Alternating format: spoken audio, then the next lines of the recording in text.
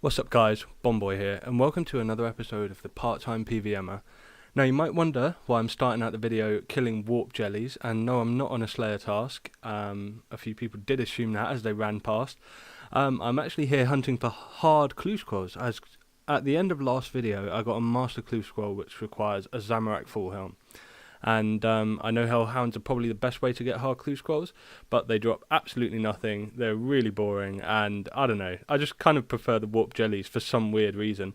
So yeah, what you just saw there was me using a dragon two-hander spec on them because I was tremendously bored. I did basically 2 days and another evening of this to get somewhere in the region of about 22 hard clue scrolls. And yeah, I'll just demonstrate a few more dragon two-hander specs there for some juicy XP, 716 XP on that one, but we got quite a few hard clue scrolls over the grind. So here we go, this is the first one of the kind of 2 week period, clue scroll 101, and we've got Zamorak chaps which are unique and also wonderfully useful. They'll be great for any kind of God Wars dungeon content, so I'm really pleased with that, and they have, you know, a little bit of value. They look good. I think they're cool, and also I can change my Armadyl chaps there for the Zamorak chaps, which I think look a bit nicer, you know. So here we go. This is the second hard clue scroll of this period, and we've got blue cav and a rune Platelegs G, which are both unique. And the cavalier I can put straight in the house, and the legs I've just got to keep hold of until I get the full set. So we're off to a really good start. Uniques back to back to start the video off, so there's a nice one. As always, by the way, just if you are enjoying the content, please do leave a like, give me a thumbs up. Comments are always appreciated, and if you want to share the video, again, you know, much love. I appreciate all of that kind of thing, and it really helps out on the channel. I need to try and get some growth. But here we go, the next clue scroll again. So we get the Armadyl D-hide boots, which are worth just over £1 mil on their own. I do already have a pair of those, but I'm not complaining. You know, bank value, I love it. And then again, the next one, another unique. We've got the Saradomin van braces this time, which are, you know, again, not very useful. I suppose they could have their uses at Saradomin God Wars dungeon, but we'll have to see. And then the very next clue after that, so this has been a crazy streak. I get the Zamorak legs again, and they're just, you know, who doesn't want placeholders? It's fantastic, it really is. So we're back, and I got 94 defense, and I wasn't paying attention, and it just happened. So there it is, you can see the message in the chat bar. 94 defense coming in. We've got a little ways to go to 99, but here's the next hard clue scroll. And we've got a pirate's hat and an ancient page 1, and this is the 110th clue scroll. So I skipped a couple of really bad ones, but they were only runes, basically rune and alkaballs. So yeah, and then here we've got a dragon impling. We're just going to catch it and use the snare so that he doesn't run away from you, and let's see what we get. 2 dragon stone amulets. That's literally the worst thing I could possibly get out of these right now. I've got like 190 glories already. But the next clue scroll, after getting that dragon impling, I got the Sarah Quaff as well, which is another unique, so I'm going crazy ham. Then the next one again, 112 we're at now, Bandos boots, nearly £1 mil as well. This is nuts. There's so much clue scroll completion here. And then this clue, ancient page 3, Gothic's page 1, Armadyl braces. I've already got the braces. Let's see about the pages. So we'll put the Gothic's page in, it's another duplicate, and then we put the Armadyl page in, ancient page in, and it's actually completing the set. So that's something we can do right now, and that will be my 3rd book completed, as you can see on screen with that layout there, at Josic, I believe his name is. And there we go, we'll put all the pages in, and do the obligatory preach. We'll do blessings, yeah, blessings. Hey.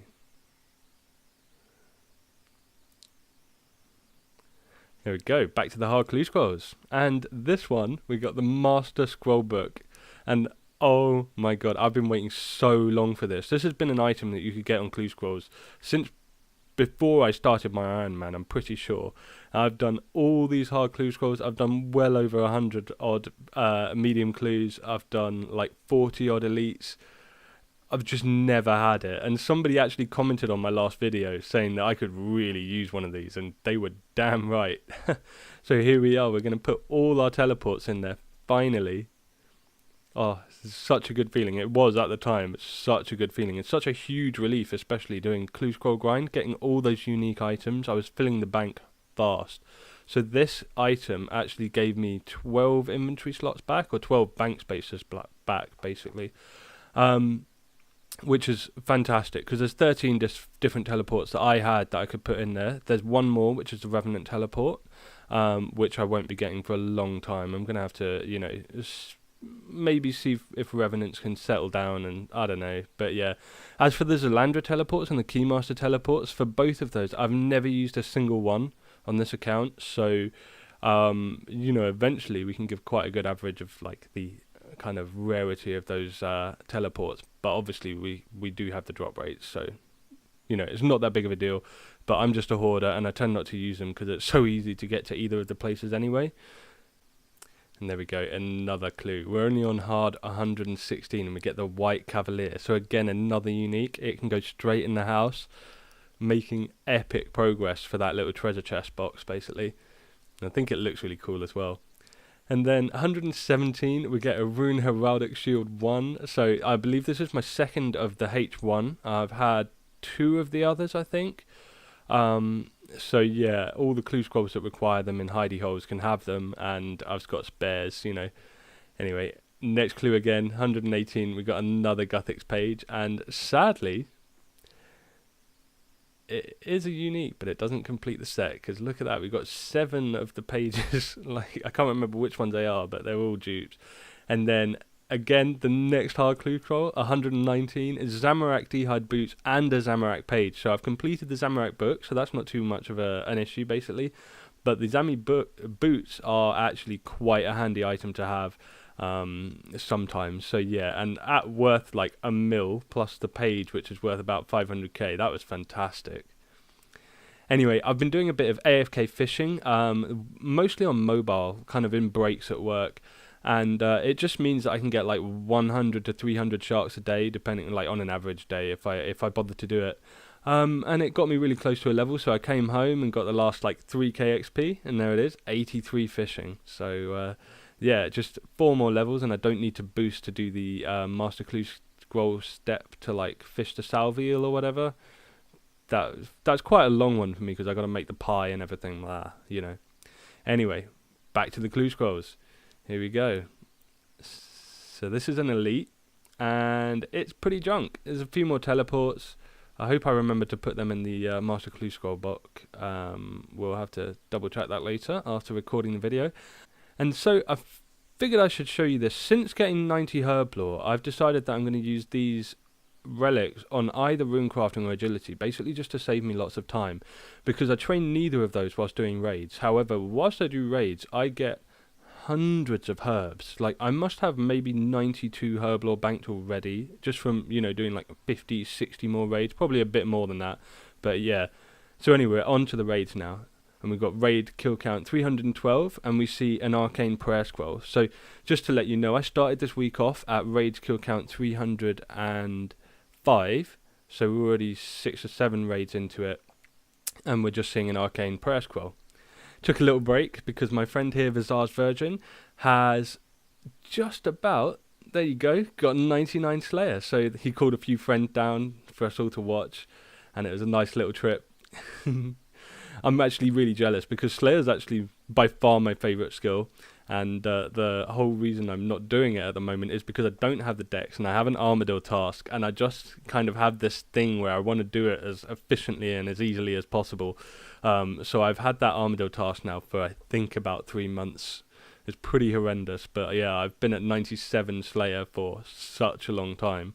And now we've got the added pressure of the new boss coming for 95 Slayer. So whenever they do that, I think they said it's January. So I've only got like a couple more months, maybe like a month and a half, to get that Dexterous Prayer Scroll, finish Armadyl, and continue to save up points ready to go for, you know, killing this new boss. We'll have to see how that goes, but here he is. He's got his cape, and I think I pulled off some pretty good fashion scape there. I think that looks really good in the end. It was just like randomly grabbed a few bits to look a bit different. But there we go, pulling off the emote. One of the best emotes in the game, although very quick, sadly. Guys, so yeah, that's another one.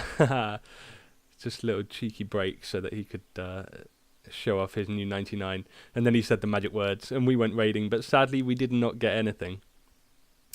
So now this is me sped up, and even then you might be able to tell that I'm doing a terrible job of soloing home. This is only my second official attempt. I did one before, like months and months ago when I first started raiding, and basically my gear was totally insufficient, my skill level was totally insufficient, and the reason I call it an unofficial solo is because I didn't actually die in there and drop potions. So I kind of just resigned to dying throughout the on-kill, which was really stupid. I should have just taken in loads of potions. As you can see, I've got on the floor here some are raid around so that I can get them quite easily. You know, with all the special attacks going on, it's nice I just have a few spots to run to grab the potions. And so this is my second official one. So I've done one before this, which was very rough, but I did do it without dying. And then there's this one where it's still very rough as well, and I didn't die, but I used a lot of potions. You know, we're talking in the region of like 30 odd brews to get through this fight. It was quite a lot. I feel like I dropped, I dropped about 22 brews on the floor, and then 4 restores, I think, if I'm doing, it was something like that, plus an override. It was, there was a lot of potions, but eventually we got there. So where I'm feeling right now is, let's put it this way, it's not very efficient for me to do solos because I suck. I'm getting the hang of running the mage hand, so that's okay. My running of the melee hand is appalling, and I had to go back and revisit it, and what I discovered is that I'm actually doing, you know, this like 3-to-1 or 4-to-1 running of the hand, completely the opposite to what like Wooks was saying, basically. So when I do next attempt this, which won't be for a while, just because of how long the raids take me, you know, I'm like not very efficient as a solo player. I've spent so much time practicing how to be efficient with a mass raid, and you know, I have to say a lot of people don't get that kind of the efficiency of mass raids. They find it way too intense, and I can see that, but I also get a massive kick out of that competition with the other players.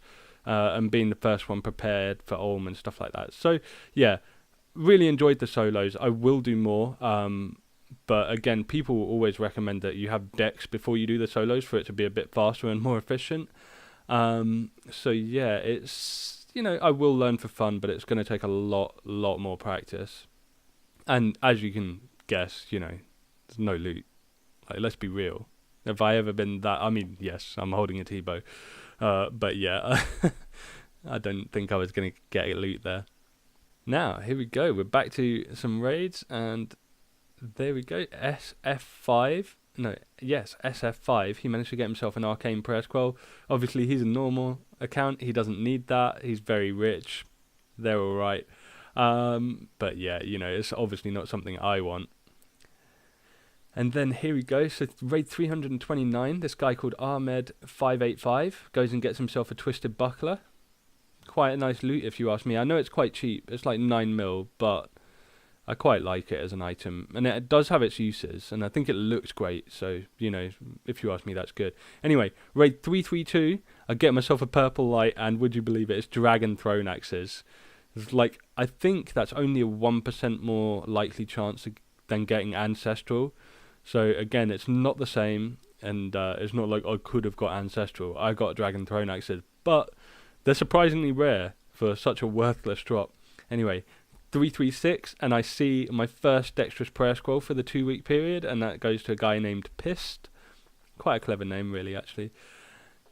And then raid 342, Mythic 1 gets a Dragon Sword. So these are all just random masses. None of these guys I have much attachment to. Some of them you will see repeatedly.